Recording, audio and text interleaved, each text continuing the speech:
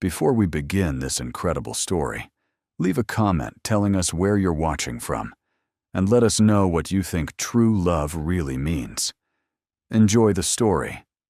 The rain hammered against the windows of the small coffee shop like nature's own percussion section, each drop creating rivulets that distorted the neon lights of downtown Seattle into abstract watercolor paintings. Inside the warm sanctuary of grind coffee, the scent of freshly roasted beans mingled with the quiet desperation that seemed to cling to 27-year-old Emma Chen like a second skin. She sat hunched over her laptop in the corner booth, surrounded by a fortress of crumpled napkins, empty sugar packets, and the remnants of what had once been her third cup of coffee that day. Her dark hair fell in waves around her face, hiding the tears that threatened to spill as she stared at the numbers on her screen. No matter how many times she recalculated, the math remained brutally simple.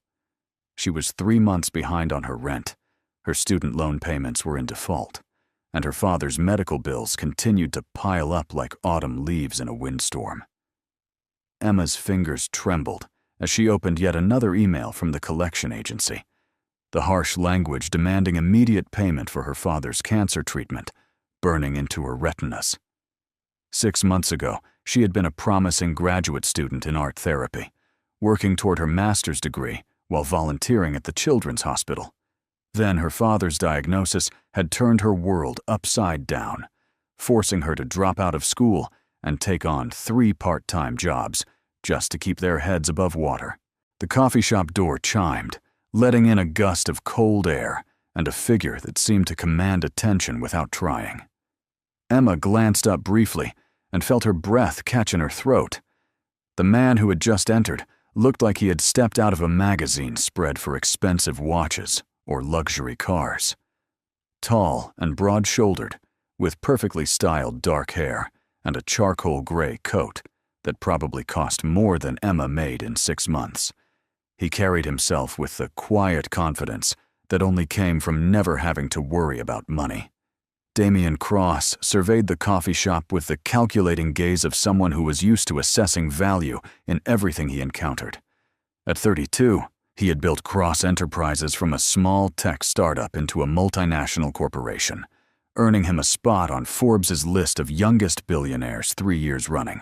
But success had come at a price, and that price was becoming increasingly difficult to ignore. His steel blue eyes swept across the crowded coffee shop until they landed on the young woman in the corner booth. She was beautiful in an understated way, with delicate features and an air of vulnerability that made something tighten in his chest. More importantly, she looked exactly like what he needed. Someone genuine, someone desperate enough to agree to his proposition, and someone who wouldn't get ideas about making their arrangement permanent.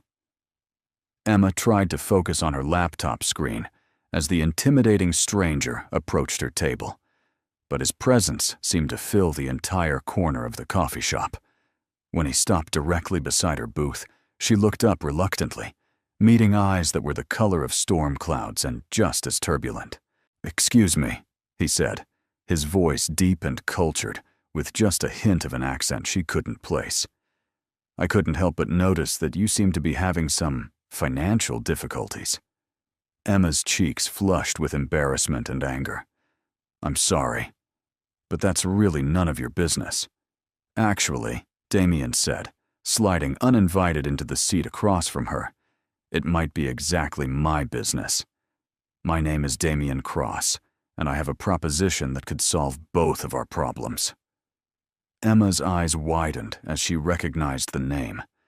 Everyone in Seattle knew who Damian Cross was, even if they had never seen him in person. His company's logo was plastered across half the buildings downtown, and his face regularly appeared on business magazine covers with headlines about his latest acquisition or charitable donation. "What kind of proposition?" Emma asked warily, her instincts telling her to run while her desperate circumstances kept her glued to the vinyl seat. Damian leaned back, studying her face with an intensity that made her feel exposed and vulnerable. "I need a wife for 30 days. You need money. It's a simple business transaction." Emma's mouth fell open. "Are you insane?" "Quite sane, actually. My grandfather's will contains a clause that requires me to be married before my 33rd birthday in order to inherit his portion of the company stock. Without that stock, I'll lose controlling interest in Cross Enterprises to my cousin Marcus, who would rather sell the company for parts than continue building it." "So, get married for real," Emma said, still reeling from the audacity of his proposal. "Marriage is a luxury I can't afford," Damian replied matter-of-factly. "I don't have time for romance or relationships, and I certainly don't want some opportunistic socialite thinking she's hit the jackpot. What I need is a temporary business arrangement with someone who understands the terms and won't develop unrealistic expectations." Emma stared at him as if he had sprouted a second head. "You're talking about fraud." "I'm talking about a mutually beneficial contract. 30 days as my wife, complete with all the public appearances and social obligations that entails. In exchange, I'll pay you $1 million and take care of any outstanding debts you might have." The number hit Emma like a physical blow. $1 million would pay for her father's treatment, clear her student loans, and give her the financial freedom to pursue her dreams without the crushing weight of debt. It was more money than she had ever imagined having, enough to change not just her life, but her father's as well. "This is crazy," she whispered, but her resolve was already wavering. "Crazy profitable," Damian corrected. "I've done my research, Emma. Your father needs experimental treatment that your insurance won't cover. Your student loans are in default, and you're facing eviction. This arrangement could solve all of that." Emma's blood ran cold. "How do you know about my personal situation?" "I make it my business to know these things," Damian said simply. "I've been watching you for 3 days, waiting for the right moment to make my offer. You're intelligent, beautiful, and desperate enough to agree to my terms without trying to renegotiate for emotional complications." The clinical way he described her desperation should have been insulting, but Emma found herself considering his offer with the same practical mindset that had helped her survive the past 6 months. $1 million, 30 days, no emotional complications. "What exactly would be expected of me?" she asked quietly. Damian's expression softened slightly, perhaps recognizing that he had her hooked. "You would move into my penthouse, attend social functions as my wife, and maintain the illusion of a happy marriage for exactly 30 days. After that, we'll have a quiet divorce. You'll receive your payment, and we'll never see each other again." "And you're sure this will work? Legally, I mean? I have the best lawyers money can buy. Everything will be completely legitimate, just temporary." Emma looked down at her laptop screen, where the collection agency email still glared at her with its threatening language. Her father's pale face flashed in her mind, along with the doctor's gentle but firm explanation that without the experimental treatment, they were looking at months, not years. "I need to think about it," she said finally. Damian reached into his coat pocket and pulled out an elegant business card, along with what looked like a check. "My personal number is on the card. The check is for $50,000, a good faith deposit to show that I'm serious about this arrangement. If you decide to accept my offer, deposit the check and call me. If not, consider it payment for your time and discretion." Emma stared at the check, her hands shaking as she read the amount.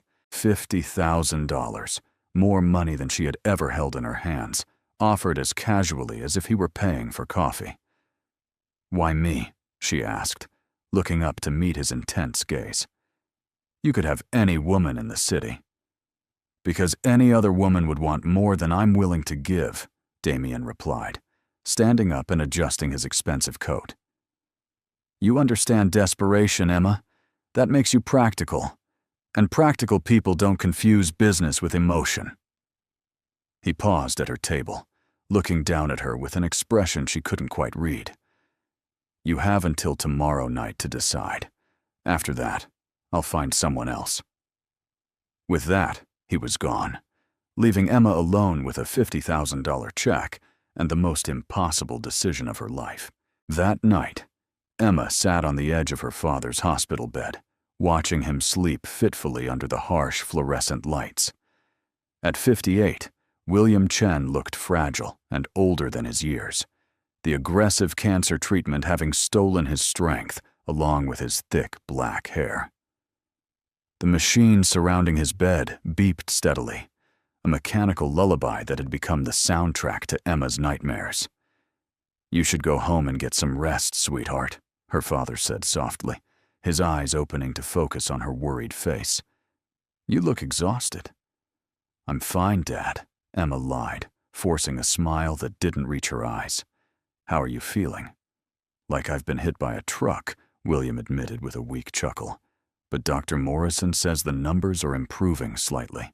Emma nodded, but she knew what her father didn't, that the conventional treatment was only buying them time. The experimental therapy Dr. Morrison had mentioned could potentially cure him, but at a cost that might as well have been asking for the moon. "Emma," her father said gently, reaching for her hand with fingers that felt paper thin, "I need you to promise me something." "Anything, Dad." "If this treatment doesn't work, if I don't make it through this, I need you to promise that you'll go back to school. Finish your degree. Don't let my illness derail your dreams." Tears burned Emma's eyes as she squeezed his hand. "Don't talk like that. You're going to beat this. Maybe I will, maybe I won't. But either way, I can't bear the thought of you sacrificing your future for me. Your mother would never forgive me if I let that happen." The mention of her mother, who had died in a car accident when Emma was 16, sent a fresh wave of pain through her chest. Her parents had been devoted to each other, the kind of couple that still held hands after 20 years of marriage and finished each other's sentences.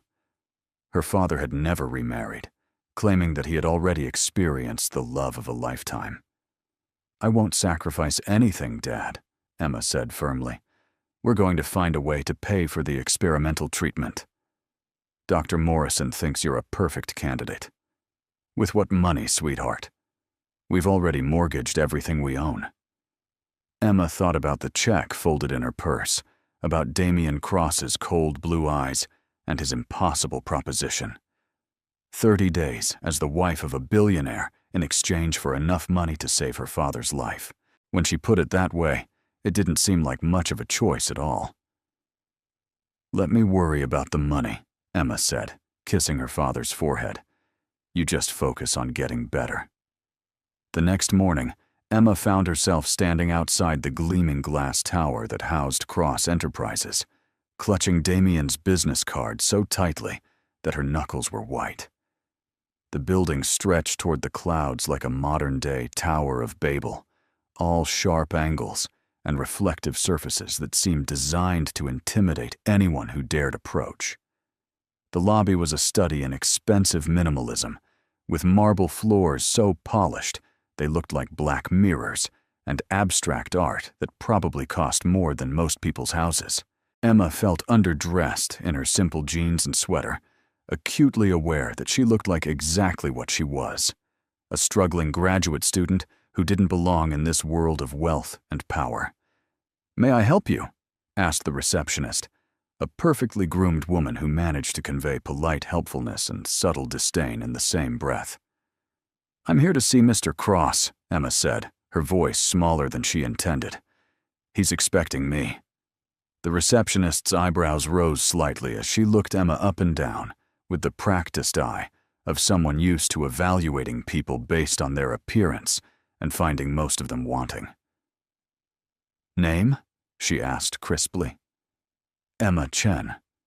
The woman typed something into her computer, and her expression shifted from skeptical to surprised. "Of course, Miss Chen. Mr. Cross is waiting for you in his office. Take the executive elevator to the 42nd floor." The elevator ride to the top of the building felt like ascending to another world entirely.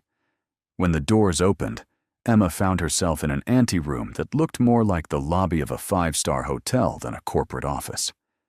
Floor-to-ceiling windows offered a panoramic view of Seattle's skyline, while expensive furniture and original artwork created an atmosphere of understated luxury. Miss Chen? A middle-aged woman with kind eyes and a professional demeanor approached her. "I'm Janet Morrison, Mr. Cross's assistant. He's ready to see you now." Emma followed Janet through a set of double doors into the most impressive office she had ever seen. The space was enormous, with one entire wall made of windows that offered a breathtaking view of Elliott Bay and the Olympic Mountains beyond. Damian stood with his back to the door, silhouetted against the morning light like a figure from a Renaissance painting. "Emma," he said, turning to face her with a smile that didn't quite reach his eyes. "I wasn't sure you would come." "I almost didn't," Emma admitted, her voice steadier than she felt. "But you're here," Damian observed, moving to his desk and gesturing for her to take one of the leather chairs positioned in front of it. "Which tells me you've made your decision." Emma sat down carefully, hyper-aware of how the expensive leather seemed to embrace her like a gentle hug. "I have conditions." Damian's eyebrows rose slightly, but he looked more amused than annoyed. "I'm listening." "First, my father's medical bills get paid immediately, including the experimental treatment he needs. Second, I want a legally binding contract that specifies exactly what's expected of me and guarantees my payment, regardless of what happens during these 30 days. And third, once this is over, I want your word that you'll never contact me again." "Done, done, and done," Damian said without hesitation. "Janet has already prepared the contracts based on our discussion yesterday. Your father's medical team will receive a payment authorization within the hour." Emma blinked in surprise. "You were that confident I would agree?" "I was that confident you loved your father," Damian corrected gently. "The rest was just details." Janet appeared as if summoned, carrying a thick folder of documents. "The marriage license has already been processed through expedited channels," she said efficiently. "The ceremony is scheduled for this afternoon at 3 o'clock. The contracts specify all terms and conditions, including the prenuptial agreement and divorce paperwork." Emma's head spun as she tried to process how quickly everything was moving. "This afternoon?" "No point in delaying," Damian said pragmatically. "The sooner we begin, the sooner it's over." As Emma read through the contracts, she was struck by how thoroughly Damian had thought through every possible contingency.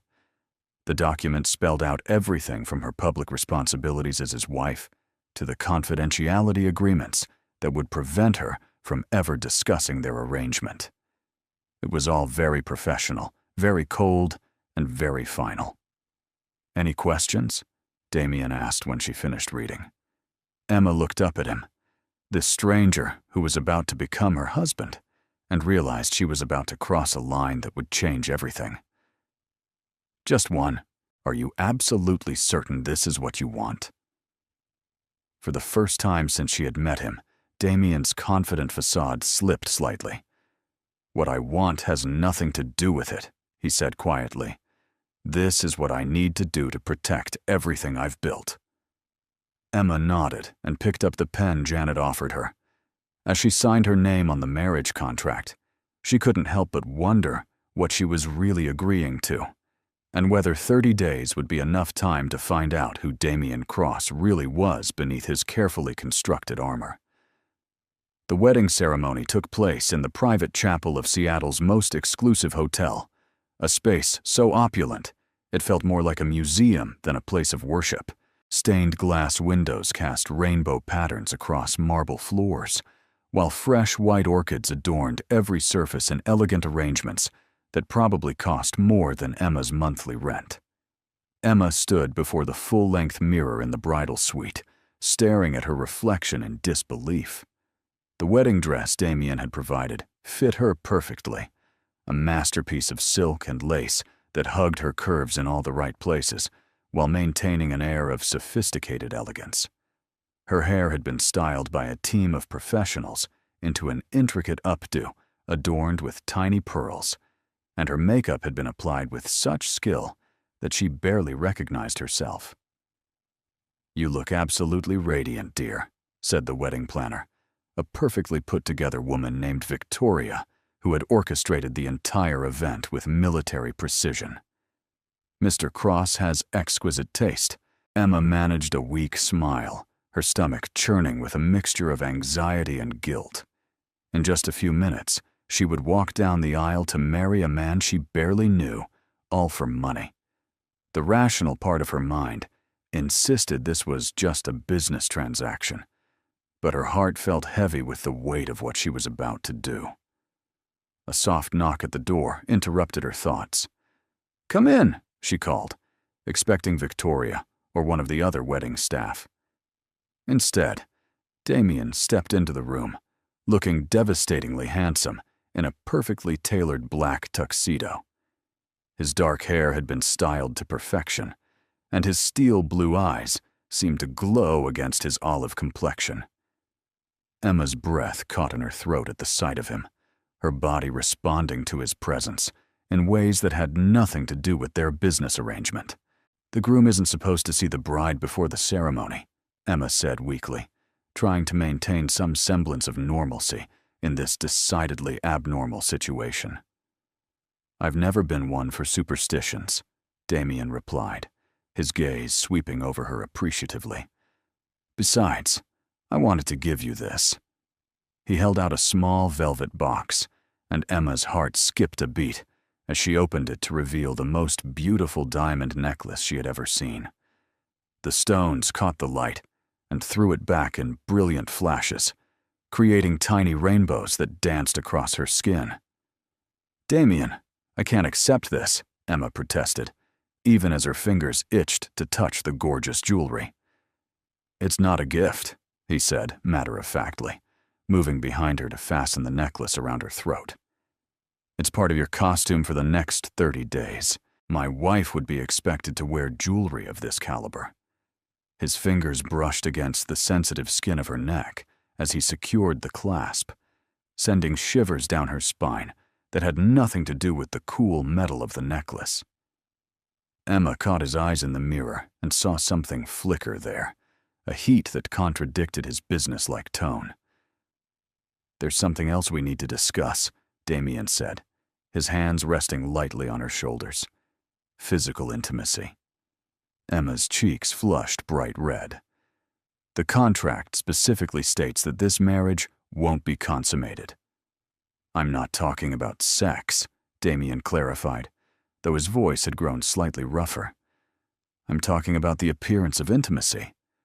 We'll be in the public eye constantly, and people will be watching for signs that our relationship is genuine. That means we'll need to be comfortable with casual touching, holding hands, the occasional kiss." The thought of kissing Damian made Emma's pulse quicken in ways that were definitely not professional. "I understand," she managed to say. "Do you?" Damian asked, his hands tightening slightly on her shoulders. "Because once we walk out of this room, you won't just be Emma Chen anymore. You'll be Emma Cross, my wife, the woman I supposedly love enough to marry. That performance has to be convincing." Emma turned to face him, suddenly struck by how close they were standing. She could smell his cologne, something expensive and masculine that made her want to lean closer. "And what about you? Will you be able to convincingly play the part of a man in love?" Something dark and unreadable flickered in Damian's eyes. "I'm very good at playing whatever role the situation requires," he said quietly. Before Emma could respond, Victoria's voice called from outside the door. 5 minutes, everyone." Damian stepped back, the moment of intimacy broken as effectively as if someone had thrown cold water on them both. "Are you ready for this?" he asked, his professional mask sliding back into place. Emma took a deep breath, steeling herself for what was about to happen. "As ready as I'll ever be." The chapel was filled with an intimate gathering of about 50 people, all carefully selected to represent Damian's social and business circles. Emma recognized a few faces from magazine covers and news reports, powerful people whose presence would lend credibility to their sudden marriage. She wondered what they really thought about Damian's surprise bride, whether they saw through the carefully constructed facade. As the wedding march began to play, Emma walked down the aisle alone, having no family or friends to share this moment with her. Her father was too ill to attend, and she hadn't told him the truth about her arrangement with Damian, simply saying that she had found a solution to their financial problems. Damian stood at the altar, looking every inch the successful businessman, his posture confident and his expression composed. But as Emma approached, she caught a glimpse of something vulnerable in his eyes, a flicker of uncertainty that made her realize he might be just as nervous as she was. The ceremony itself was brief and professional, more like a business meeting than a celebration of love. The officiant spoke about commitment and partnership in terms that could have applied to a corporate merger just as easily as a marriage. When it came time to exchange vows, Damian and Emma recited the traditional words with careful precision, their voices steady but lacking the emotion that should have accompanied such promises.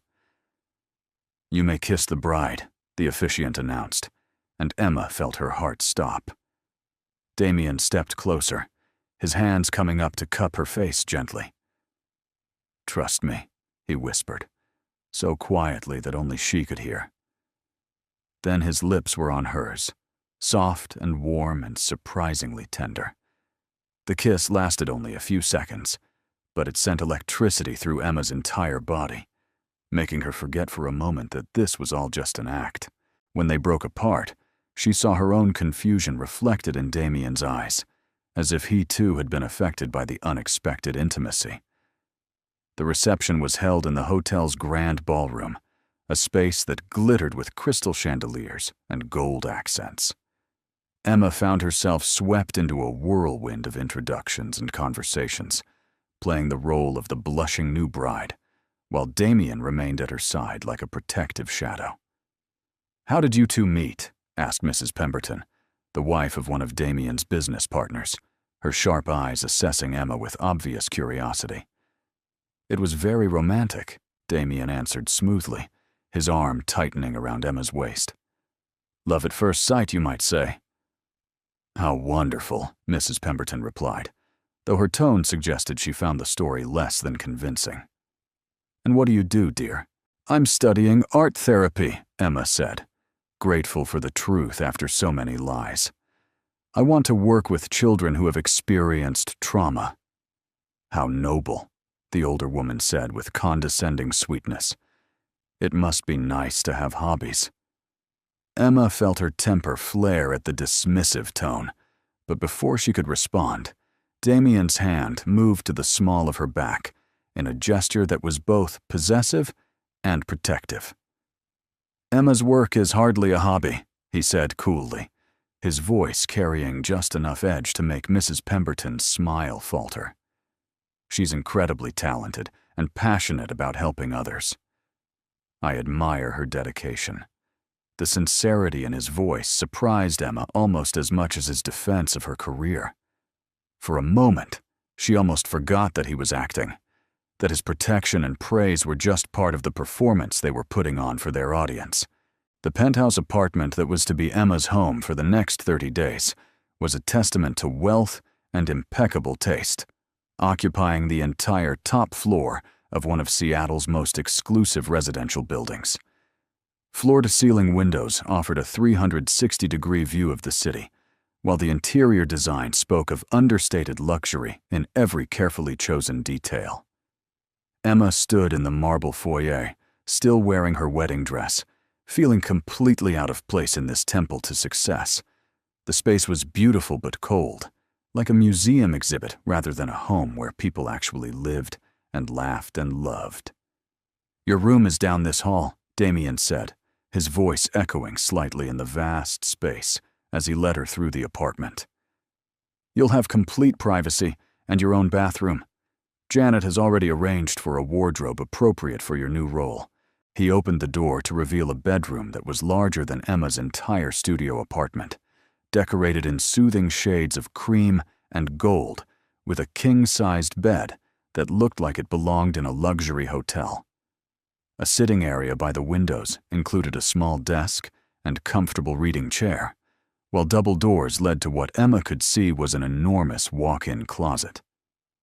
"This is beautiful," Emma said softly, running her fingers along the silk duvet. "But it doesn't feel very lived in."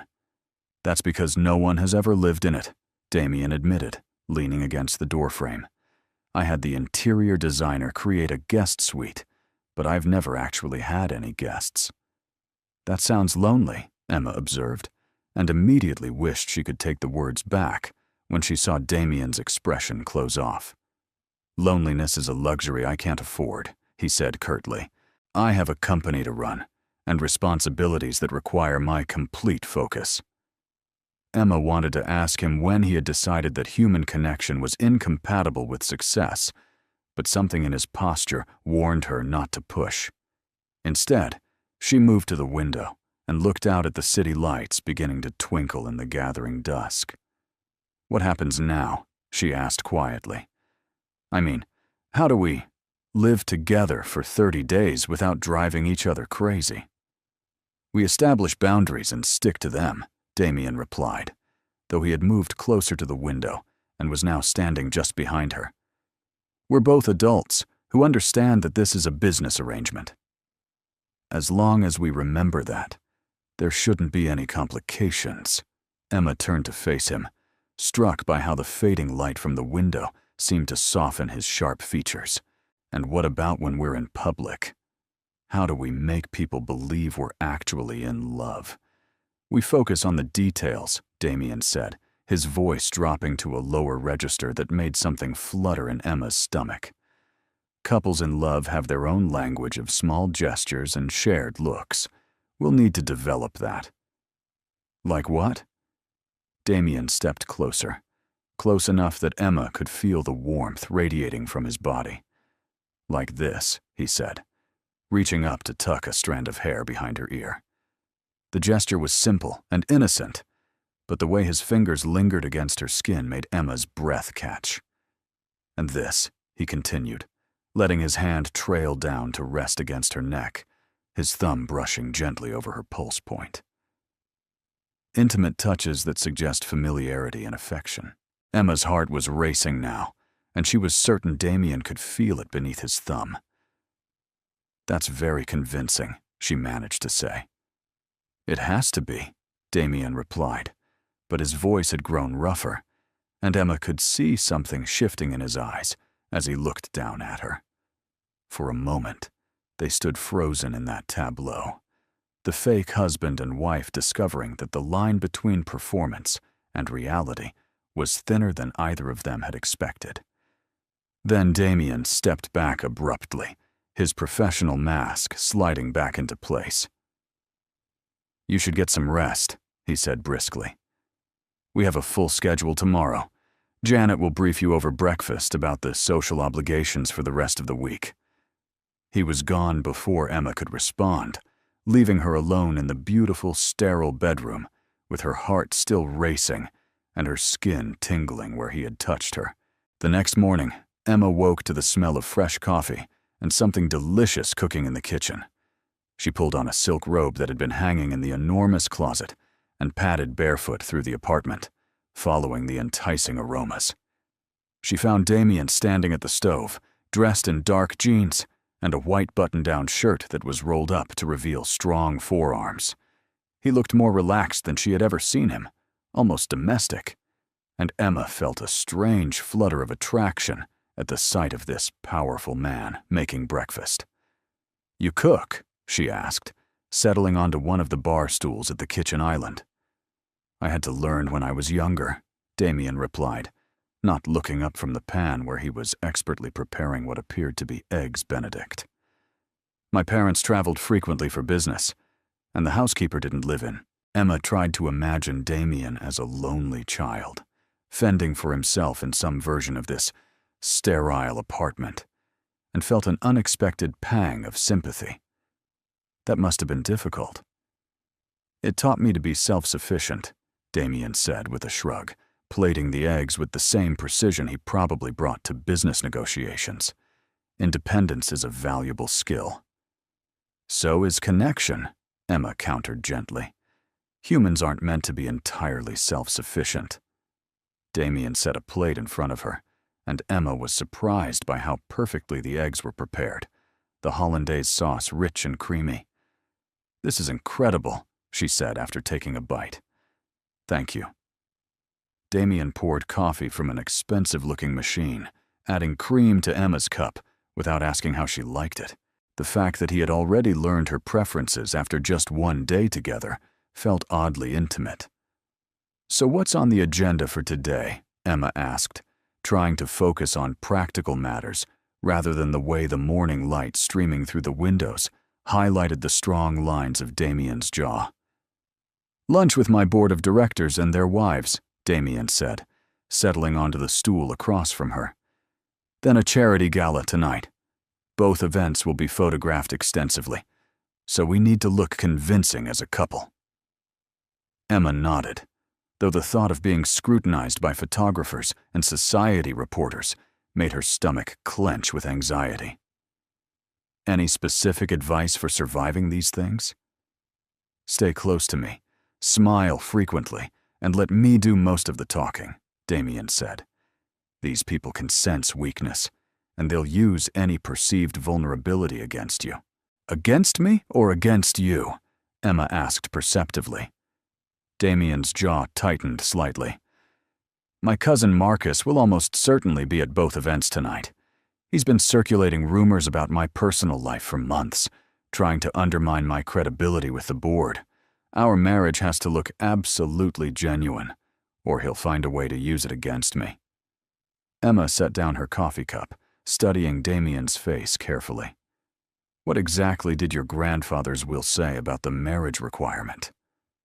"That I had to be married before my 33rd birthday, and remain married for at least 6 months to qualify for the inheritance," Damian replied. "Marcus is hoping I'll fail to meet the deadline, which would give him enough voting shares to oust me as CEO. And your 33rd birthday is 29 days from now." Emma felt a chill run down her spine as she realized the true stakes of their arrangement. This wasn't just about Damian protecting his company.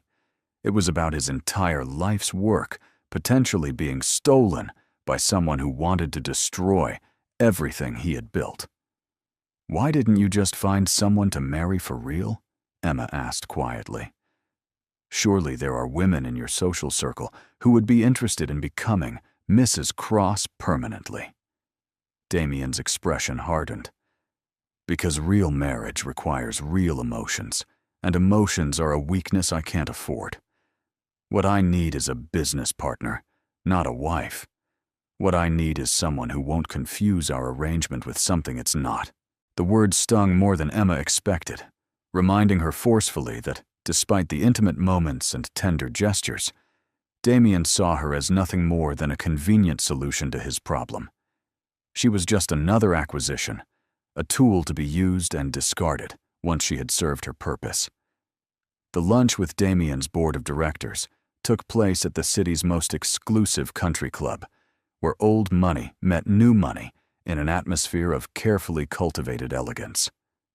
Emma sat beside Damian at a table overlooking the golf course, wearing a simple but expensive navy dress that Janet had selected for her, feeling like an actress who had forgotten her lines. "Emma, dear, you must tell us how you managed to capture our Damian's heart," said Catherine Whitfield, the wife of the board chairman, her smile sharp enough to cut glass.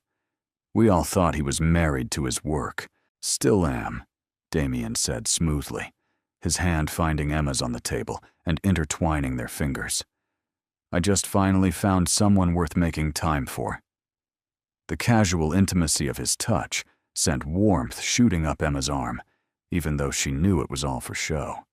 She forced herself to smile, as if she were a woman blissfully in love rather than someone playing a very expensive role. "How romantic," Catherine continued, though her eyes remained calculating. "And where did you two meet?" Emma opened her mouth to respond, but Damian squeezed her hand gently in warning. They had rehearsed this story that morning, but under the scrutiny of these powerful women, Emma's mind went blank. At the art gallery downtown, Damian said easily.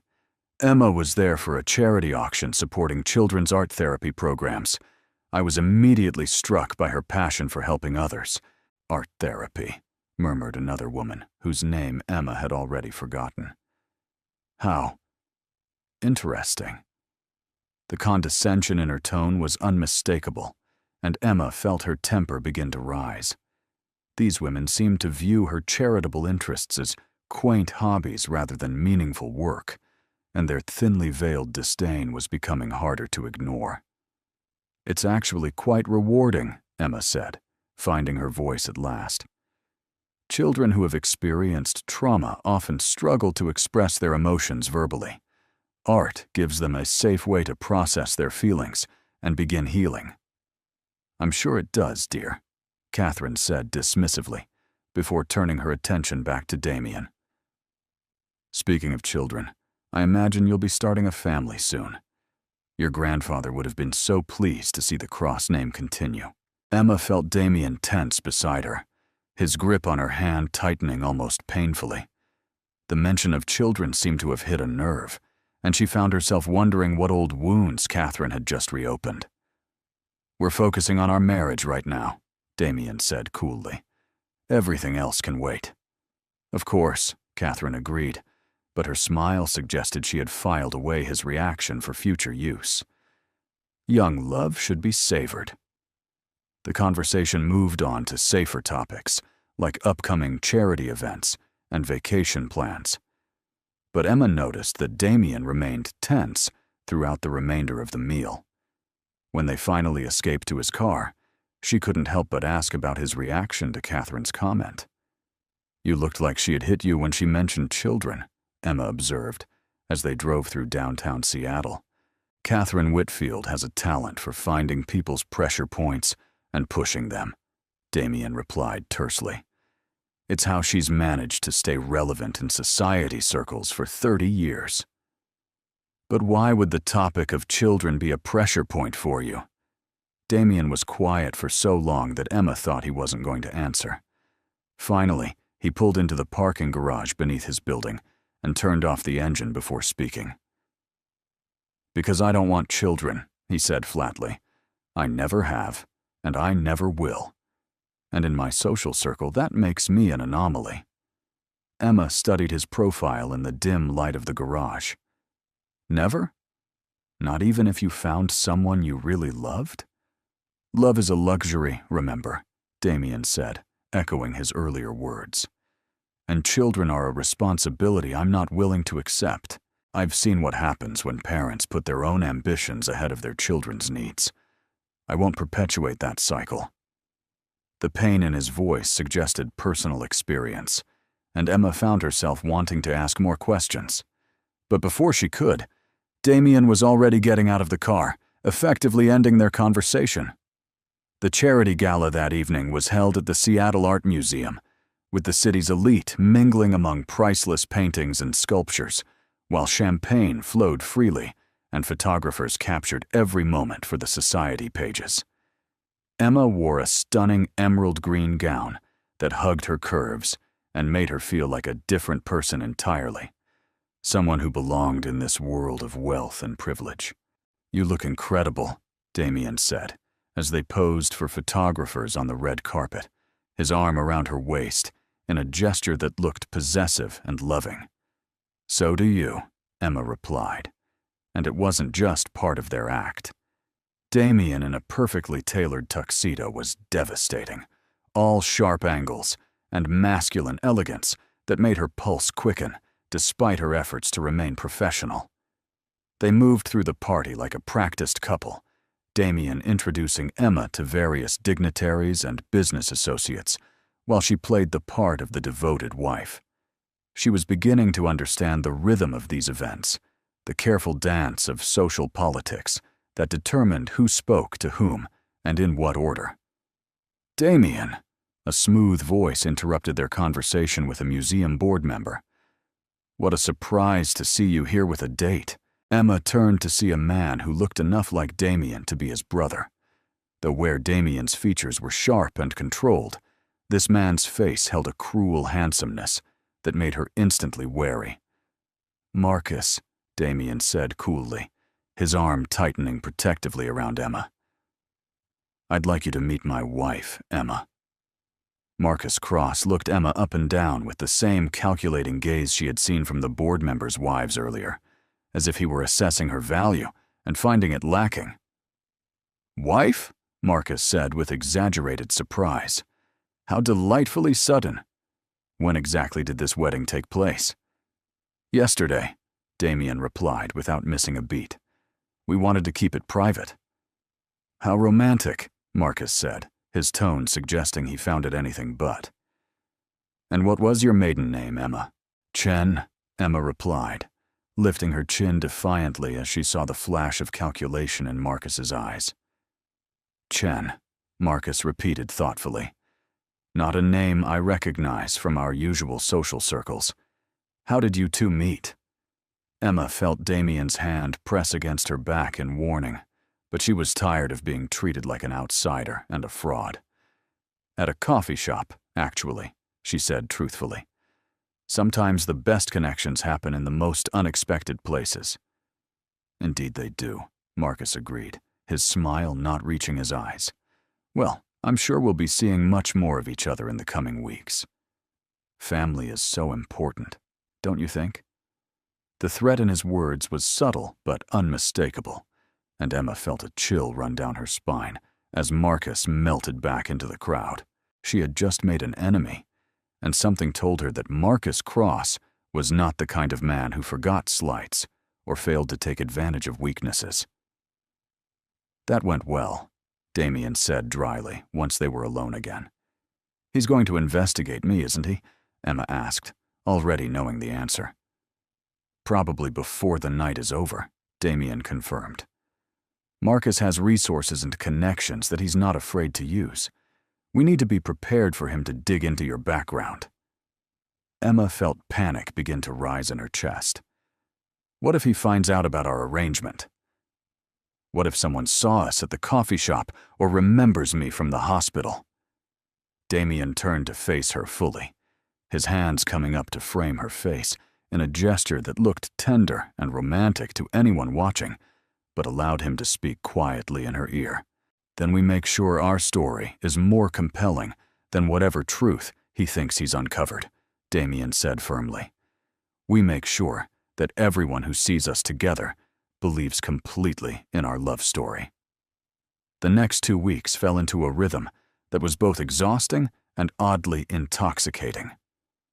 Emma found herself swept into Damian's world of business lunches and charity galas, gallery openings, and exclusive dinner parties, each event requiring her to play the part of the devoted wife with increasing skill and decreasing effort. During the days, she accompanied Damian to his office, ostensibly to help with charitable foundation work, but really to maintain the appearance of a couple who couldn't bear to be apart. She had been given her own office down the hall from his, a beautiful space with a view of the harbor where she could work on legitimate projects while staying close enough to play her role when needed. "Mrs. Cross," Janet said one morning, appearing in Emma's doorway with her usual professional smile. "Mr. Cross would like to see you in his office." Emma had grown accustomed to the name, though it still sent a little thrill through her every time someone used it. She made her way down the hall to find Damian standing at his floor-to-ceiling windows, his hands clasped behind his back as he stared out at the city below. "You wanted to see me?" Emma asked, settling into one of the leather chairs in front of his massive desk. "We have a problem," Damian said without turning around. "Marcus has been busy." Emma felt her stomach drop. What kind of busy? Damian finally turned to face her, his expression grim. "He's hired a private investigator to look into our relationship. Someone has been asking questions at the coffee shop where we met, at your father's hospital, even at your old apartment building." "What kind of questions?" Emma asked, though she was afraid to hear the answer. "About the timeline of our relationship, about your financial situation before we married, about whether anyone had seen us together before our supposed first meeting. Damian moved to sit on the edge of his desk, close enough that Emma could see the concern in his steel blue eyes. He's building a case that our marriage is fraudulent. Emma's hands began to tremble. Can he prove it? Not yet, but he's getting close. The investigator spoke to your former landlord about your eviction notice. He knows you were in serious financial trouble before our marriage. That doesn't prove anything, Emma said desperately. Lots of people have money problems. True, but combined with the sudden nature of our wedding and the fact that no one can remember seeing us together before last month. Damian trailed off, letting Emma draw her own conclusions. Emma buried her face in her hands, overwhelmed by the implications. What happens if he can prove our marriage is fake? I lose everything, Damian said simply. The company, the foundation, 20 years of building something meaningful. And you lose your payment, along with your father's medical coverage. The reminder of what was at stake for both of them hit Emma like a physical blow. Her father's treatment was going well, his doctor optimistic about his response to the experimental therapy that Damian's money had made possible. If their arrangement was exposed, not only would she lose the financial security she had been promised, but her father's life would be in jeopardy again. There has to be something we can do, Emma said, looking up at Damian with desperation in her eyes. There is, Damian said quietly, but you're not going to like it. Tell me. Damian moved to the window again, his profile sharp against the bright morning light. We have to make our relationship look more authentic, more intimate. Emma felt heat flood her cheeks. What do you mean? I mean, we have to convince everyone, including Marcus's investigator, that we're not just business partners playing house. We have to look like a couple who are genuinely in love, who can't keep their hands off each other. But the contract specifically states, that our marriage won't be consummated, Damian interrupted. It doesn't say anything about public displays of affection or sleeping in the same bedroom. Emma's heart began to race as the implications sank in. You want us to share a bedroom? I want us to look like a married couple who share a bedroom, Damian corrected. If Marcus's investigator manages to get someone inside this building to confirm that we sleep separately, it will be one more piece of evidence that our marriage is a sham. Emma stood up abruptly, moving to the window beside him as she tried to process what he was asking. This wasn't part of our original agreement. Neither was Marcus hiring a private investigator, Damian pointed out. Sometimes circumstances require adaptation. Emma stared out at the city below, watching tiny figures move through the streets like pieces on a chessboard. And you think sharing a bedroom will be enough to convince people we're really married? That, combined with a more convincing public persona, we need to look like we can't get enough of each other. More touching, more intimate conversations, more of the small gestures that couples in love can't help but make. More touching, Emma repeated faintly, her mind immediately going to the way Damian's casual touches during their public appearances had already been affecting her more than they should. Nothing inappropriate, Damian said quickly, as if he could read her thoughts. Just enough to sell the illusion. Emma turned to face him, struck by how close they were standing. She could smell his cologne, see the flecks of darker blue in his steel-gray eyes, notice the slight tension in his jaw that suggested he wasn't as calm about this proposition as he was pretending to be. "And you think you can handle that?" she asked softly. "More intimacy without it becoming complicated?" Something flickered in Damian's eyes, gone so quickly that Emma wasn't sure she had really seen it. "I'm very good at compartmentalizing," he said, but his voice had grown rougher. "So am I," Emma lied, knowing that her feelings for her fake husband were already far more complicated than they should be. "Then we're agreed," Damian said, extending his hand, in the same businesslike gesture he had used when they first made their deal. Partners, in a more convincing performance, Emma looked at his outstretched hand, knowing that shaking it would commit her to playing a game that was becoming more dangerous by the day. Not because of Marcus's investigation, but because every moment she spent pretending to be in love with Damian Cross was making it harder to remember that it was all just an act. "Partners," she agreed, taking his hand and trying to ignore the electricity that shot through her at the contact.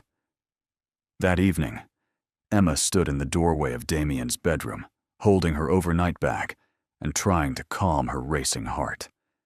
The space was large and masculine, decorated in shades of gray and navy, with modern furniture and the same stunning city views that characterized the rest of the penthouse.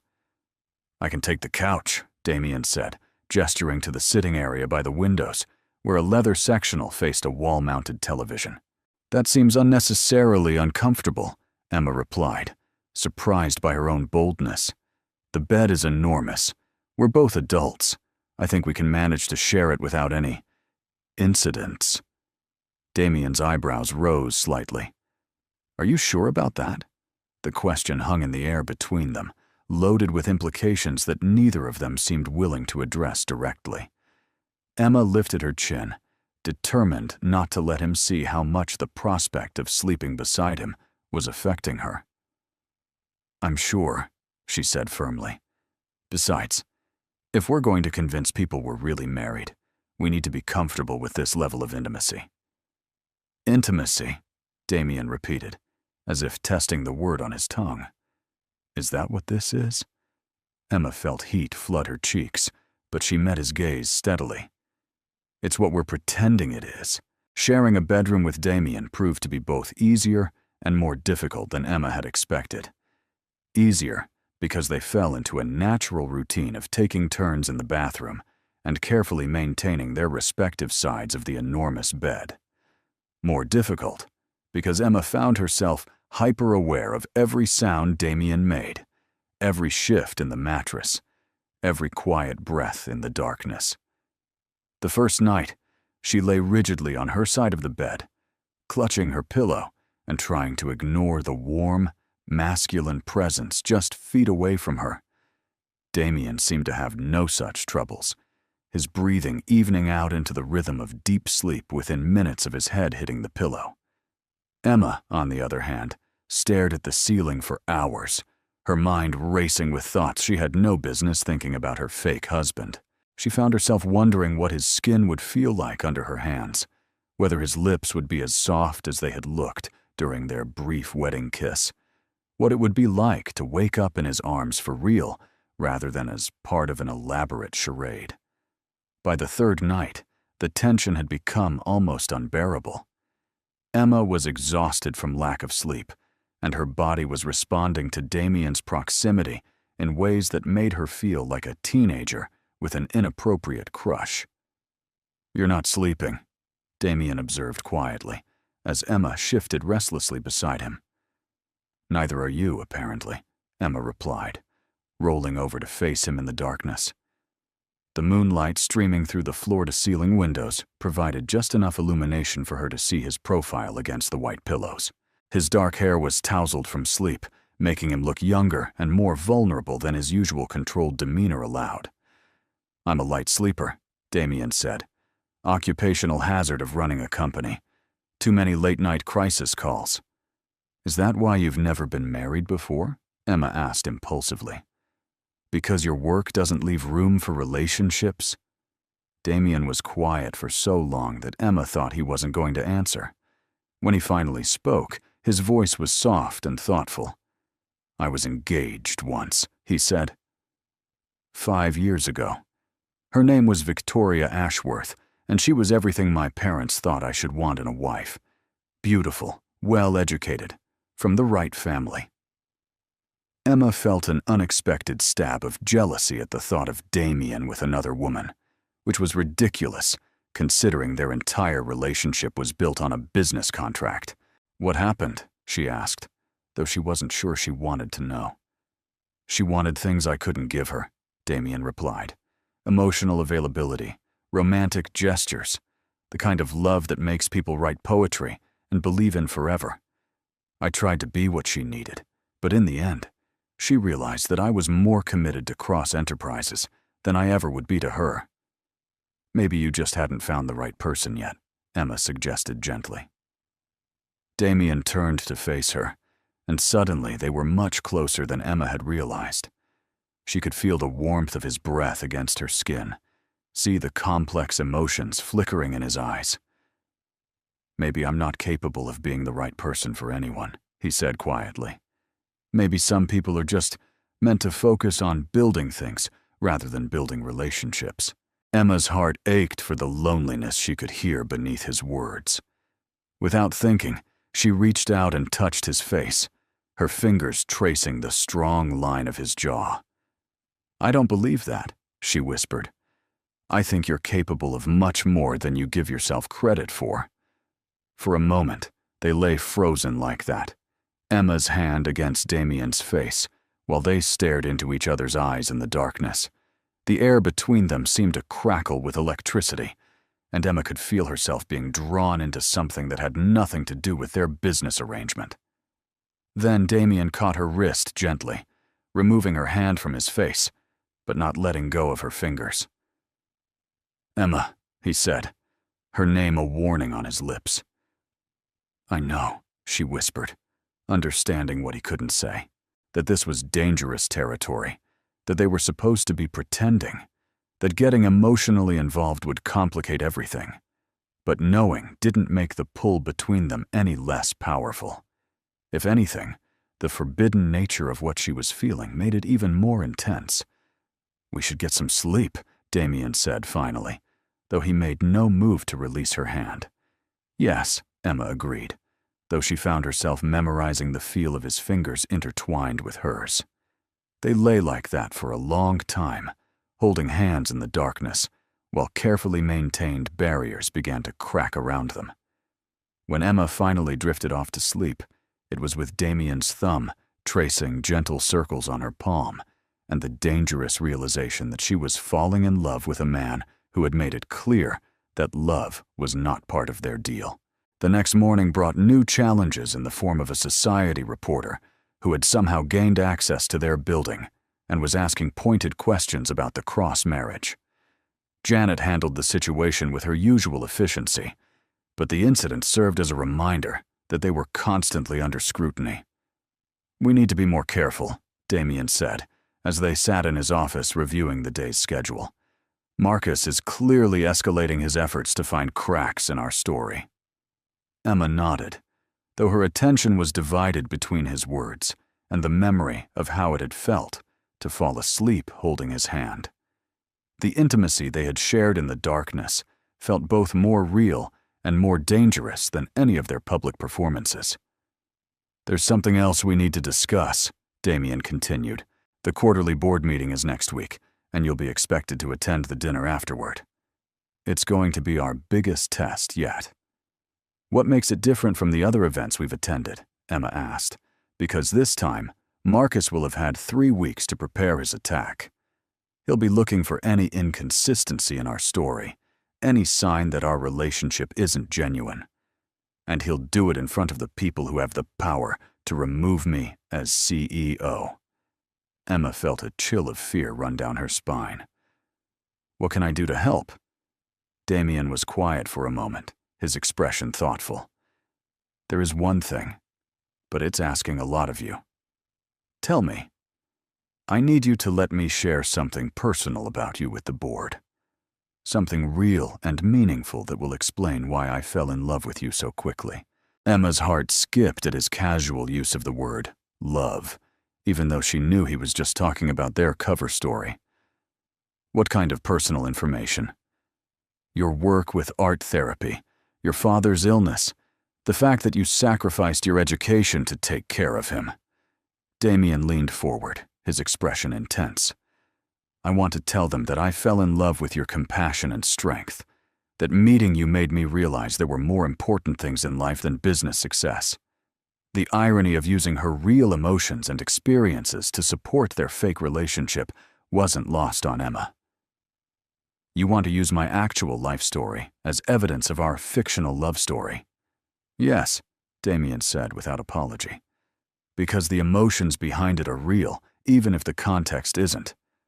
When I talk about your compassion and strength, I won't be lying about those qualities. I'll just be lying about why they matter to me. Emma studied his face, looking for any sign of the man who had held her hand in the darkness the night before. But Damian's professional mask was firmly in place, making it impossible to read his true feelings. Okay, she said finally. If you think it will help protect what you've built, you can tell them about my father. Thank you, Damian said softly, and for just a moment, his mask slipped enough for Emma to see genuine gratitude in his eyes. Just promise me something, Emma added, surprising herself with her boldness. What? Promise me that when this is all over, when we go our separate ways, you'll remember that the emotions were real, even if the relationship wasn't. Promise me that you'll let yourself believe, even for a little while, that someone could love you for who you are rather than what you can provide. Damian stared at her for a long moment, something unreadable flickering in his steel blue eyes. Emma, promise me, she insisted, though her voice was barely above a whisper. I promise, he said finally, though his voice sounded strained, as if the words had cost him something.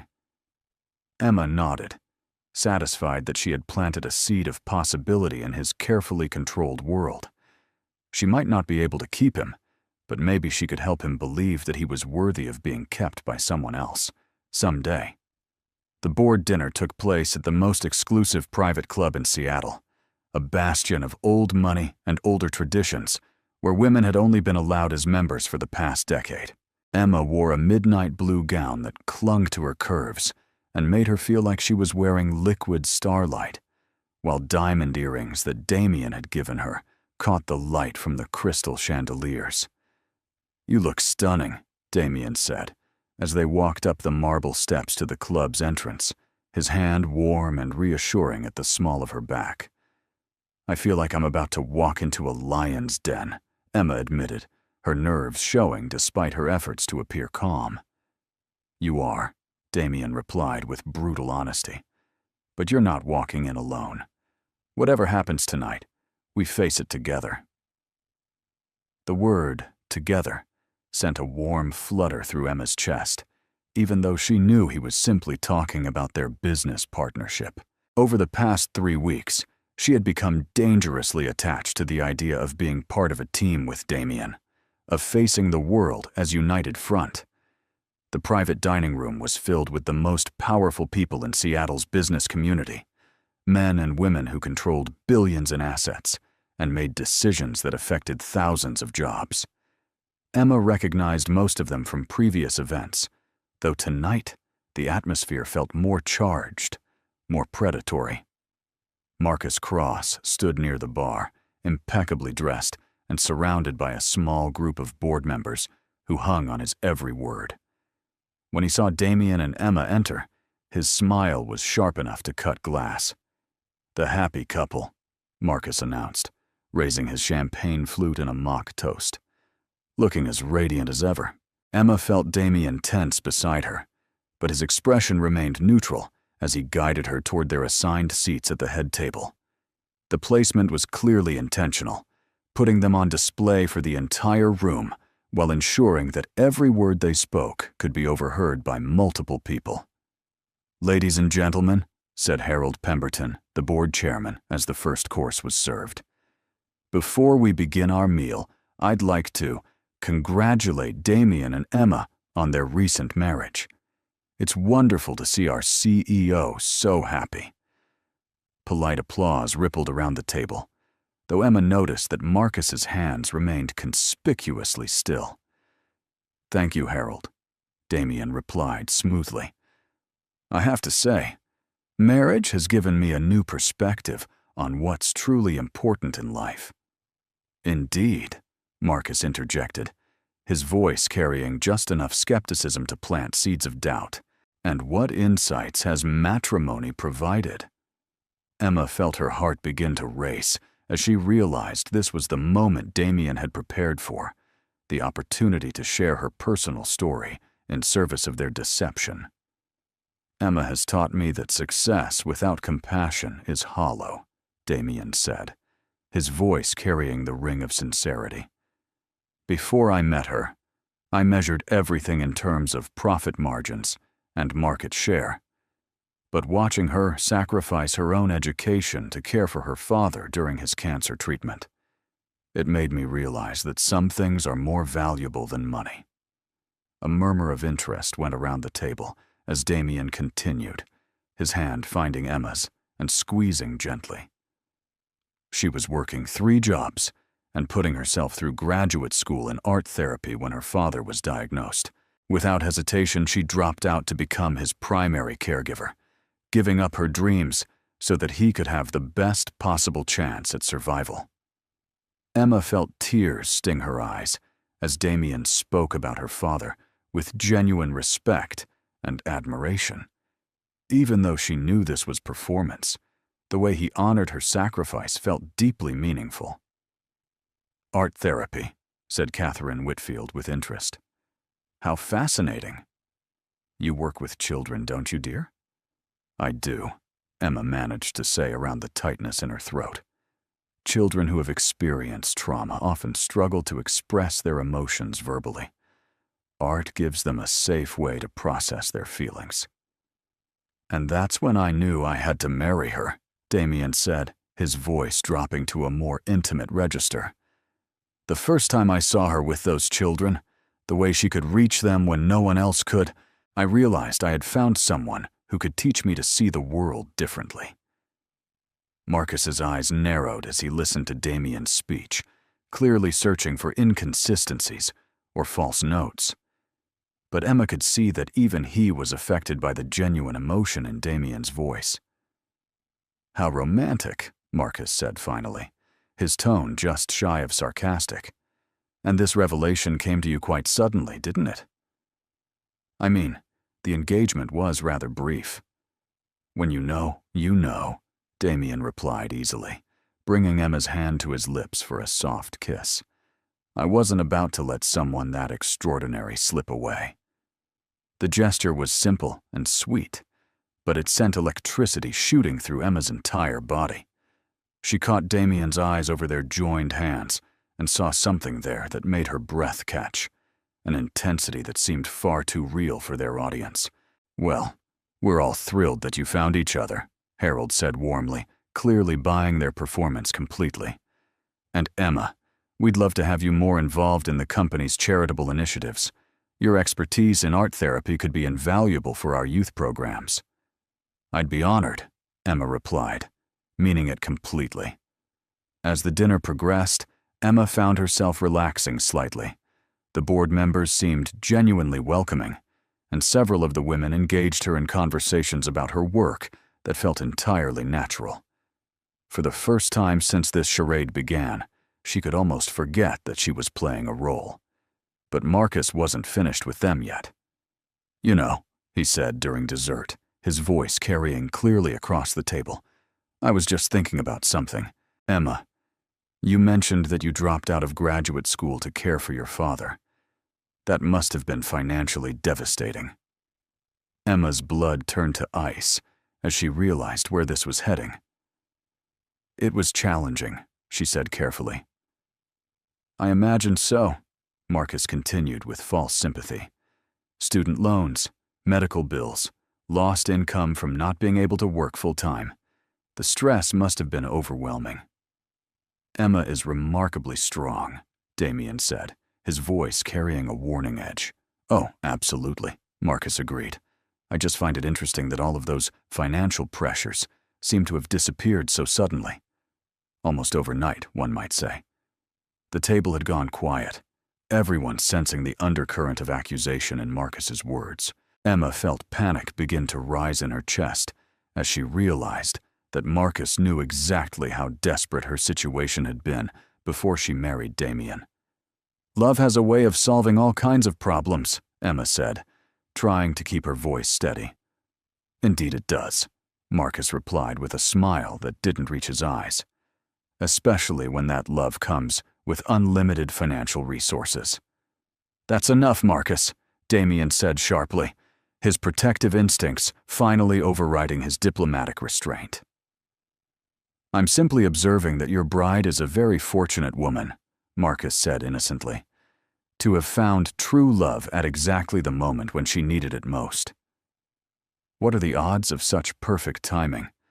Emma could feel the eyes of everyone at the table on her, could sense the doubts that Marcus was deliberately planting. She knew that how she responded in this moment could determine the success or failure of their entire deception. "The odds don't matter when you find the right person," she said quietly, looking directly at Damian as she spoke. "When you meet someone who sees past your circumstances to who you really are, someone who values your dreams and supports your goals, someone who makes you want to be better than you ever thought possible, that's not about timing or luck. That's about recognition." The sincerity in her voice seemed to surprise everyone at the table, including Damian, who was staring at her with an expression she couldn't quite read. "Recognition," Damian repeated softly, as if the word held special meaning. "Yes," Emma said, her eyes never leaving his. "Recognizing that you've found your person, the one who understands you completely and loves you anyway." For a moment, the entire dinner party seemed to fade away, leaving just Emma and Damian looking at each other across the table with an intensity that felt far too real for their pretend relationship. The silence that followed Emma's declaration stretched until Catherine Whitfield began to applaud, her eyes bright with romantic delight. The rest of the table quickly joined in, effectively ending Marcus's attempt to undermine their relationship. "How beautifully said, dear," Catherine gushed. "You two are absolutely perfect together." Emma felt heat rise in her cheeks as she realized how exposed she had made herself with her impromptu speech. Every word had been true, which made them both more convincing and more dangerous. She really did see Damian as someone extraordinary, really did admire his strength and intelligence, really was falling in love with him despite every rational thought in her head. The rest of the evening passed in a blur of congratulations and social small talk, but Emma could barely focus on the conversations swirling around her. She kept thinking about the look in Damian's eyes when she had spoken about recognizing your person, the way he had stared at her, as if seeing her for the first time. "You did perfectly tonight," Damian said, as they rode home in his car, the city lights streaming past the windows like fallen stars. "Did I?" Emma asked quietly, still shaken by how much truth had slipped into her performance. "Marcus completely failed to discredit us. The board is more convinced than ever that our marriage is genuine." Damian glanced at her in the darkness of the car's interior. "That speech you gave about recognition, it was exactly what we needed." Emma nodded, though something in his tone suggested that he was as unsettled by her words as she was. "I'm glad it worked." They lapsed into silence for the rest of the drive, but Emma could feel the tension crackling between them like electricity before a storm. When they reached the penthouse and headed to their shared bedroom, the air felt charged with unspoken possibilities. "Emma," Damian said as she headed toward the bathroom to change into her nightclothes. "Yes," she replied, turning to face him. For a moment, he looked like he was going to say something important, something that might change everything between them. Then his professional mask slipped back into place, and the moment passed. "Thank you," he said simply, "for everything you've done to protect what I've built." Emma nodded, swallowing her disappointment that he hadn't said whatever had been in his eyes just moments before. "You're welcome." That night, they lay in their shared bed with careful space between them, both pretending to sleep while hyper-aware of every breath and movement.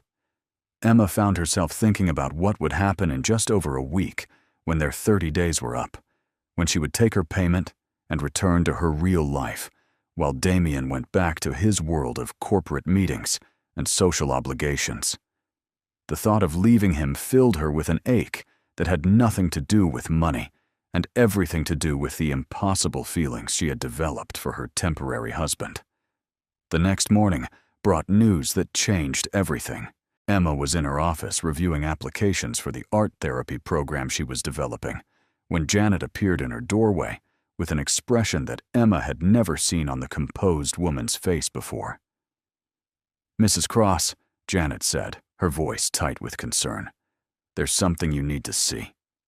She handed Emma a tablet displaying a gossip website, and Emma felt the blood drain from her face as she read the headline, "Fake Marriage Scandal. Rocks Cross Empire. Billionaire CEO accused of wedding fraud." The article was devastating in its thoroughness, laying out every detail of Emma's financial situation before her marriage to Damian, complete with documents that should have been private, and photos of her at various low-wage jobs. Someone had clearly spent considerable resources digging into her background, and the picture they painted was of a desperate woman who had been bought and paid for by a man seeking to circumvent his grandfather's will. "How did they get this information?" Emma asked, though she already knew the answer. "Marcus," Janet said grimly. "He's been planning this for weeks. The story is already being picked up by major news outlets." Emma's hands began to shake as she realized the implications. Their carefully constructed facade had been demolished in a single article, and with it, Damian's chances of keeping control of his company. "Where is Damian?" Emma asked, already standing up from her desk. "In an emergency board meeting." They called it an hour ago, right after the story broke. Emma felt panic clawing at her chest as she imagined Damian facing his board of directors alone, trying to defend a relationship that really was built on a business transaction. She had to do something, had to find a way to help him, even if it meant exposing herself to more scrutiny and judgment. "I need to see him," Emma said, already heading for the door. "Emma," Janet called after her, using her first name for the first time in their acquaintance. "The board meeting is private. Even as his wife, you can't just walk in there." "Watch me," Emma said grimly. The boardroom was located on the executive floor, behind heavy oak doors that Emma had never dared to approach before. She could hear raised voices from inside, including Damian's cool tones, attempting to maintain order over what sounded like a room full of very angry people. Emma took a deep breath, squared her shoulders, and pushed open the doors. The conversation stopped immediately as every head turned toward her. Damian sat at the head of the long conference table, his face pale but composed, while around him the board members looked like vultures circling a wounded animal. Marcus sat directly across from Damian, his expression one of barely concealed triumph. "I'm sorry to interrupt," Emma said, her voice steadier than she felt, "but I need to say something." "Emma, you shouldn't be here," Damian said quietly, concern and something that might have been panic flickering in his eyes. "Actually," Marcus said with obvious satisfaction, "I think Emma should absolutely be here. After all, this meeting is partly about her." Emma walked further into the room, every eye following her movement as she approached the conference table. She had never felt more exposed or vulnerable, but she also had never felt more determined to protect the man she loved. "You're right," she said, addressing Marcus directly. "This meeting is about me. It's about whether I married Damian Cross for love or for money, and I think I'm the only person in this room qualified to answer that question." "Mrs. Cross," Harold Pemberton said gently, "perhaps you should discuss this privately with your husband." "No," Emma interrupted, her voice growing stronger. "I want to discuss it right here, right now, in front of everyone." She turned to face the entire board, her chin lifted defiantly despite the tears she could feel threatening behind her eyes. "It's true that I was in desperate financial straits when I met Damian. It's true that marrying him solved my problems and gave me access to resources I never could have imagined. And it's true that our courtship was unusually brief. Murmurs of acknowledgement went around the table, and Emma could see the satisfaction in Marcus's eyes as she appeared to confirm everything in the damaging article. "But what the article doesn't mention," Emma continued, her voice growing passionate, "is that Damian didn't have to marry someone like me to satisfy his grandfather's will. He could have chosen any woman from your social circle, any of the daughters or granddaughters sitting around this table. Women who would have brought him social connections and business advantages that a graduate student from a working-class family never could." The room had gone completely silent, every person hanging on her words. If this marriage was really just a business transaction, wouldn't he have chosen someone who could offer him more than just financial desperation? Wouldn't he have picked a woman who could enhance his reputation instead of potentially damaging it? Emma saw several board members exchange thoughtful glances, her logic clearly resonating with their business-minded approach to problem-solving. "The truth is," Emma said, her voice dropping to a more intimate register as she looked directly at Damian, "I didn't marry him for his money. I married him because he's the most remarkable man I've ever met, because he saw value in me when I couldn't see it in myself, because he made me believe that someone like me could deserve someone like him." Damian was staring at her with an expression of wonder and something deeper that made her heart race with dangerous hope. "And if you want to know whether our marriage is real," Emma continued, never breaking eye contact with her husband, "ask yourselves this: would a woman fake the kind of love I feel for that man? Would I put myself through the scrutiny and judgment of this world if I didn't absolutely, completely, desperately adore him?" The silence in the boardroom stretched until it became almost painful, Emma's words hanging in the air like a challenge to everything Marcus had tried to prove.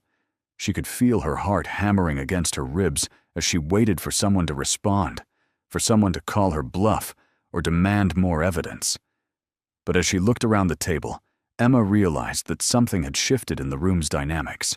The board members were no longer looking at her with suspicion or doubt. Instead, their expressions ranged from sympathy to admiration to what appeared to be genuine belief in her declaration of love. "That," said Catherine Whitfield softly, "was either the performance of a lifetime or the most honest thing I've ever heard in this boardroom." "I'm inclined to believe it was the latter," Harold Pemberton added, his voice thoughtful. "Marcus, while your concerns about the timing of Damian's marriage are understandable, I think we need to consider the broader picture here." Marcus's face had gone pale, his triumph evaporating as he realized that Emma's speech had turned the room against him. "But the evidence shows that a young woman was in financial trouble and that marrying Damian solved those problems," Harold interrupted. "It doesn't prove that her feelings aren't genuine or that their relationship is fraudulent." "Furthermore," added another board member, "if we're being honest, most marriages in our social circle involve some element of financial consideration. The combination of love and practical benefits isn't scandalous, it's traditional." Emma felt a rush of relief as she realized that her gamble had paid off. By acknowledging the financial realities of her situation, while emphasizing the emotional truth of her feelings, she had managed to reframe the entire narrative. But it was Damian's reaction that mattered most to her. He was still staring at her, with that expression of wonder, as if he couldn't quite believe what she had just done for him. "I think," Harold said after conferring quietly with several other board members, "that this meeting is over. Marcus, your concerns have been noted and addressed. Damian, congratulations on finding a woman who clearly loves you enough to defend you in front of a room full of strangers." As the board members began to file out of the room, Emma felt her knees go weak with relief and exhaustion. She had just laid her heart bare in front of the most powerful people in Seattle's business community, and somehow it had worked. "Emma." Damian's voice was soft and uncertain as he approached her, his usual confidence replaced by something more vulnerable. "Did it work?" Emma asked, her voice barely above a whisper. "Are they convinced?" "They're convinced," Damian confirmed, but his attention seemed focused entirely on her face rather than on his business victory. "But Emma, what you said in there was what needed to be said," Emma interrupted quickly, not ready to analyze the emotional minefield she had just walked through. "I'm glad it helped." Damian moved closer, close enough that she could see the complex emotion swirling in his steel blue eyes. "You could have let me handle it alone. You could have stayed out of it and collected your payment regardless of what happened to me or the company." "I couldn't do that," Emma said simply. "Why not?" The question hung between them, loaded with implications that Emma wasn't sure she was ready to face. "Because I love you," she thought, but didn't say. "Because the thought of you losing everything you've worked for was unbearable. Because somewhere along the way, this stopped being about money and started being about protecting the man who has become more important to me than my own safety. Because we're partners," she said instead, using the word they had always applied to their business arrangement, but imbuing it with deeper meaning. Damian studied her face for a long moment, and Emma had the distinct impression that he was seeing her differently than he ever had before. Not as the desperate woman he had hired to solve his problem, but as someone who had chosen to stand by him when she could have walked away. "Partners," he repeated softly, as if testing how the words sounded in this new context. They were interrupted by Marcus, who had lingered behind after the other board members left. His face was tight with barely controlled anger, and Emma instinctively moved closer to Damian. "This isn't over," Marcus said, his voice low and threatening. "You may have convinced them today, but I know what this really is. And eventually, I'll prove it." "Marcus," Damian said coolly, though Emma could feel the tension in his body, "I suggest you focus your energy on more productive pursuits. The board has made their position clear."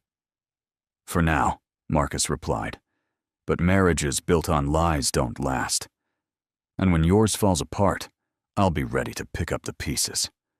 With that ominous promise, he swept out of the boardroom, leaving Emma and Damian alone with the weight of what had just transpired.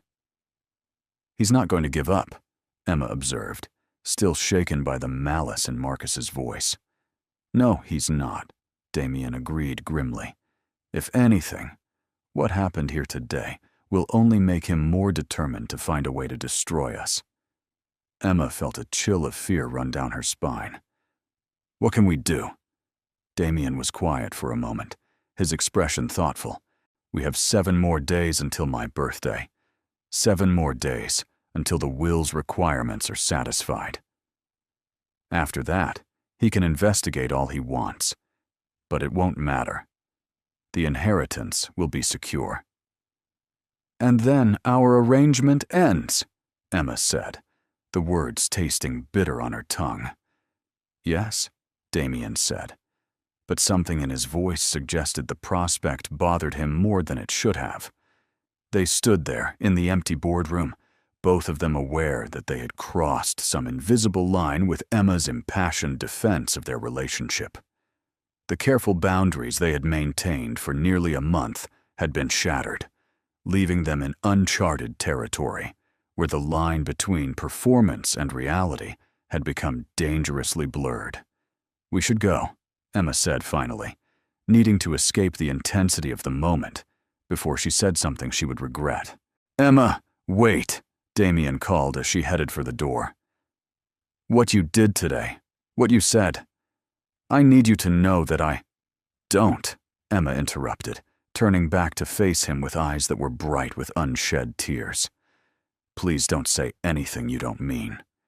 We have 7 more days to get through, and I need to be able to do that without making this more complicated than it already is."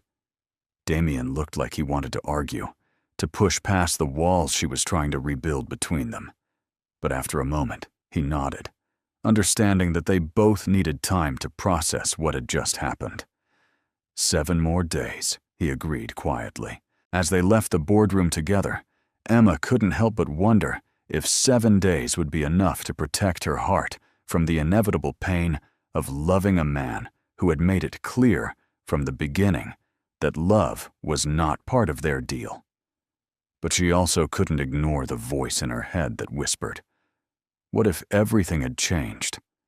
What if the man who had looked at her with such wonder and gratitude was finally ready to admit that some things were more important than business contracts and carefully constructed barriers?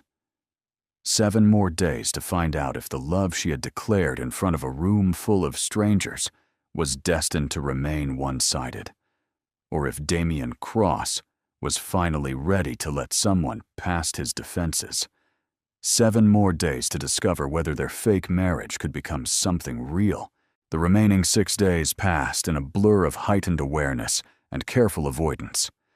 Emma and Damian continued to share a bedroom, continued to attend social functions as the perfect couple, continued to play their roles with increasing skill and decreasing effort.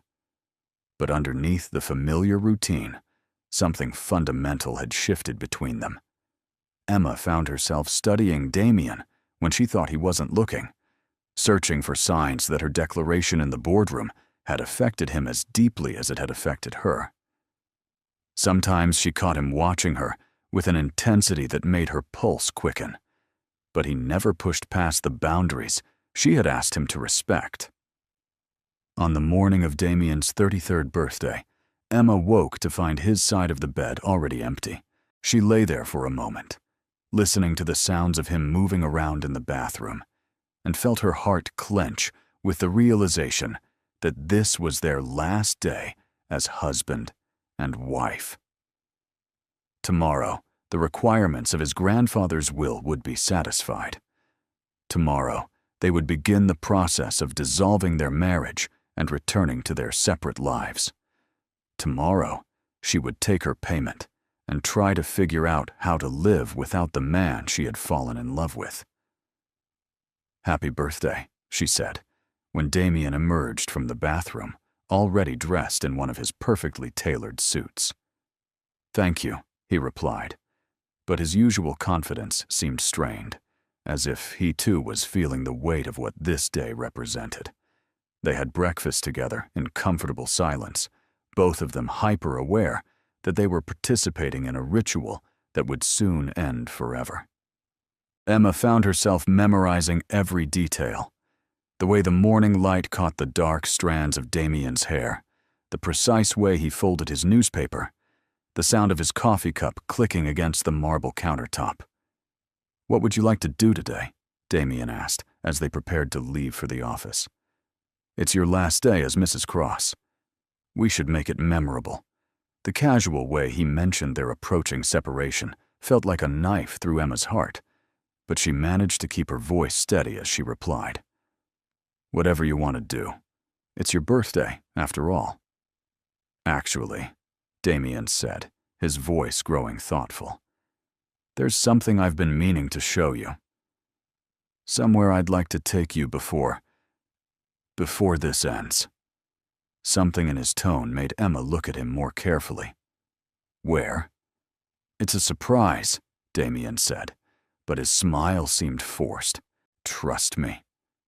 Emma felt her heart skip at the question, loaded as it was with layers of meaning they had both been avoiding. "I trust you," she said simply. That afternoon, instead of attending their usual social obligations, Damian drove them out of the city to a small coastal town about an hour north of Seattle. The change of scenery was striking after weeks of urban sophistication, all weathered buildings and fishing boats bobbing in a protected harbor. "What is this place?" Emma asked as they parked near the waterfront. "This is where I come when I need to remember who I am underneath all the business suits and board meetings," Damian said quietly. "I bought a house here 5 years ago, after the engagement with Victoria ended. I wanted somewhere that was completely separate from my corporate life." He led her down a winding path to a small cottage perched on a bluff overlooking the ocean. It was nothing like his sleek penthouse apartment, all weathered cedar and comfortable furniture, and windows that framed the endless blue of the Pacific. "It's beautiful," Emma breathed, moving to the wall of windows that faced the water. "I've never brought anyone here before," Damian said, coming to stand beside her. "This place is private, personal. I wasn't sure I should show it to you." "Why did you?" Emma asked, though she was afraid to hear the answer. Damian was quiet for a long moment, his hands shoved deep in his pockets as he stared out at the waves. "Because tomorrow you'll be gone, and I wanted you to know that there's more to me than what you've seen. I wanted you to understand that the man you defended in that boardroom, the man you said you loved, he's not just a creation of Cross Enterprises. He's real, and he exists most fully in places like this." Emma felt tears sting her eyes at the vulnerability in his voice. "Damian, I know what you said about not making things more complicated," Damian interrupted, finally turning to face her. "But I need to tell you something before you leave tomorrow. And I need to tell you here, in the one place where I've never been able to lie to myself." Emma's heart began to race as she saw something shift in Damian's expression, the careful control he always maintained finally beginning to crack. "I know our arrangement was supposed to be purely business," Damian continued, his voice growing rougher with emotion. "I know I hired you to solve a problem, nothing more. But Emma, what you've become to me, what you've made me feel." He trailed off, running his hands through his hair in frustration as he struggled to find words for emotions he had spent years suppressing. "I'm in love with you," he said finally, the words tumbling out as if they had been fighting to escape for weeks. "I'm completely, hopelessly, impossibly in love with you, and I know that wasn't part of our deal. But I can't let you walk away tomorrow without knowing the truth." Emma stared at him in shock, her mind struggling to process what she had just heard. "You're in love with me?" she repeated faintly. "I tried not to be," Damian said with a bitter laugh. "I tried to keep things professional, to remember that you were just there to do a job. But watching you navigate my world with such grace and dignity, seeing how you cared for your father, the way you stood up to Marcus and the board members who looked down on you, Emma, you're the strongest, most remarkable woman I've ever met, and I fell in love with you despite every rational thought in my head." Tears were streaming down Emma's face now, her heart soaring with a joy she had never expected to feel. "Damian, I know this changes everything," Damian continued, his words coming faster now, as if he was afraid she would stop him. "I know it makes everything more complicated, but I couldn't let you take your payment and disappear without telling you that these past 30 days haven't been an act for me. Not the important parts. Not the way I feel when you smile at me, or when you fall asleep holding my hand, or when you defend me to people who want to tear me down." Emma closed the distance between them, reaching up to cup his face in her hands the way she had that night in their shared bed. "You beautiful, stubborn man," she whispered. "Don't you know that I've been in love with you almost from the beginning?" Damian's eyes widened in shock. "You have?" "I tried to fight it," Emma admitted, her thumbs tracing the strong line of his cheekbones. "I told myself it was just gratitude for helping my father, or attraction to your wealth and power. But the truth is, I fell in love with the man who made me coffee on our first morning together. I fell in love with the way you listen when I talk about my dreams, the way you've supported my work without trying to control it.